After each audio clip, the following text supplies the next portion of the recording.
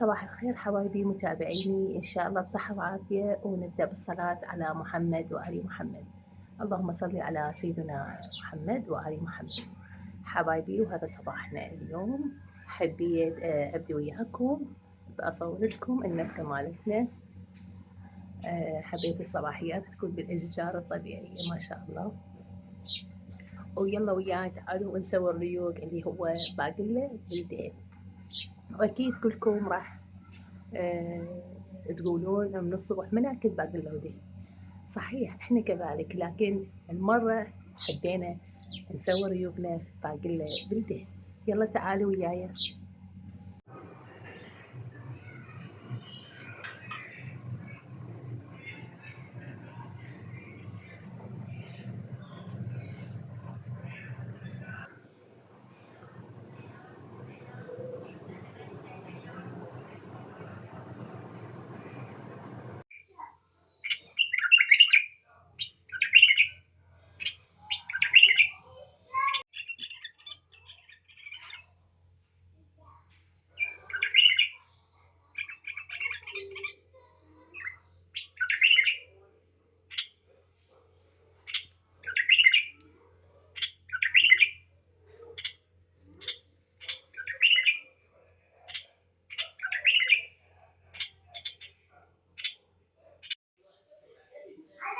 هنا حبايبي راح أسوي لكم اليوم هي طريقة عمل الكباب.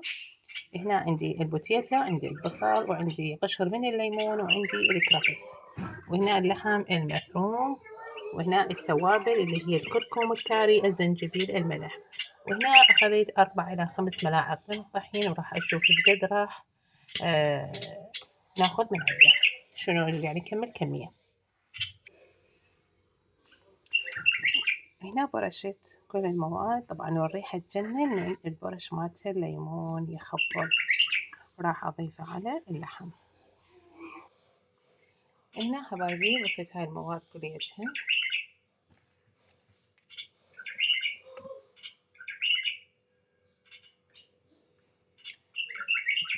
راح أضيف هذه المواد كليتها أيضا.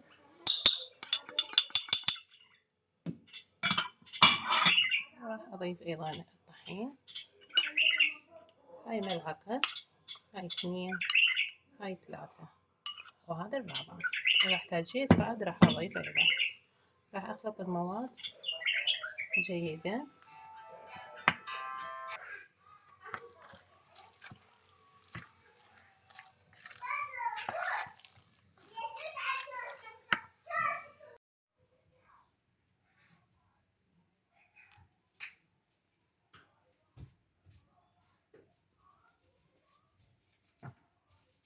وهنا هذا كملنا غدانا، وسهمكم ألف عافية. وهذا الكباب باللحم، وأني منزلت لكم طرق كلش هواية بأنواع الكباب: كباب البوتيتا، كباب الباذنجان، كباب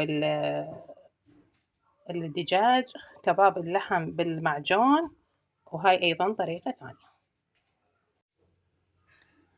وهنا حبايبي راح أسوي وياكم اليوم الكاستر. طبعا ضفت هنا نص قلاص مي، وهنا راح أضيف 10 إلى 12 ملعقة من السكر. أنا ضفت هناك 3، وذني 2، وهاي 3، هاي 6، وهاي 7، هاي 8، وهذه 9، وهذه 10. راح أضيف 12 ملعقة لا العفو 11 ملعقة، وبعدين راح نضيفها ونشوف الحلا. هاي عندي ملعقة حليب، هاي 2، هاي 3، هاي 4، هاي 5، هاي 6، هاي 7، هاي 8، وهذه 9، وهذه 10. طبعا الكمية هواية. وهنا حبايبي راح أخلط المواد جيدا، الحليب مع السكر مع قلاص نص من المي. ليش خليت أول مرة قلاص عفوا نص قلاص؟ لحتى عندنا الحليب بسرعة يذوب. إذا تضيفين هواية مي والحليب راح يتكتل عندك. وهذا حليب طبعا كله زين.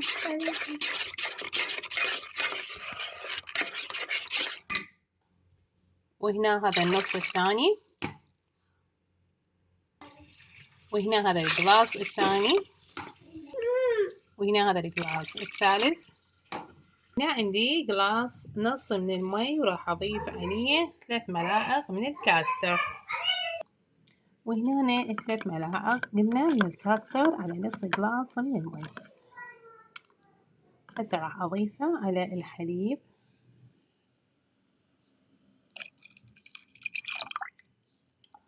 هاي أمامكم كل التفاصيل.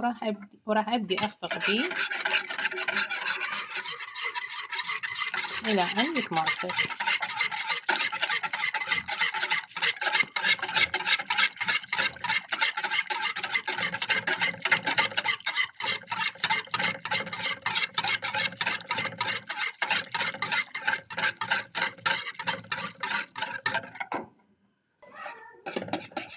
وهنا حبايبي هذا القوام كلش زين.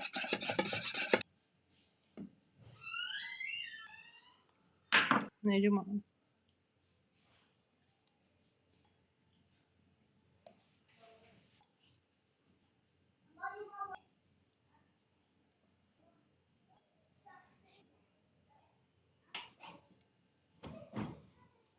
وهنا كملت كل كمية الكاستر،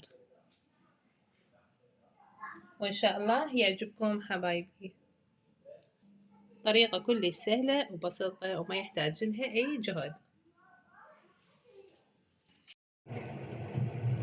واليوم اجيلكم فيديو جديد وكلش حلو طبعا، وهو عمل البوتيتا المقرمشة بدون ما نقطعها ونسلقها ونجمدها ونرجع نقليها. لا حبايبي تعالوا وياي اعلمكم الطريقة. راح اقشرها واثرمها وشوفوا ايش راح اسوي.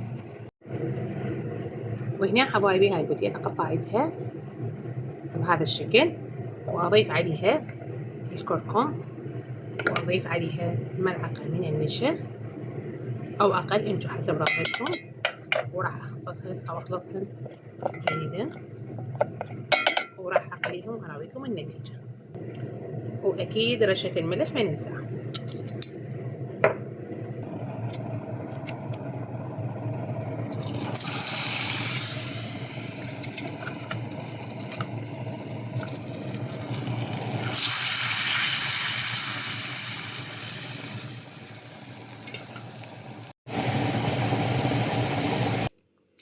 وهنا حبايبي كملت اصابع البوتيتا طبعا وتخبل وتجنن. وهاي قدامكم شوفوها شلون مقرمشة، هاي طقطق شوفوها مقرمشة وتخبل بأضافة النشا.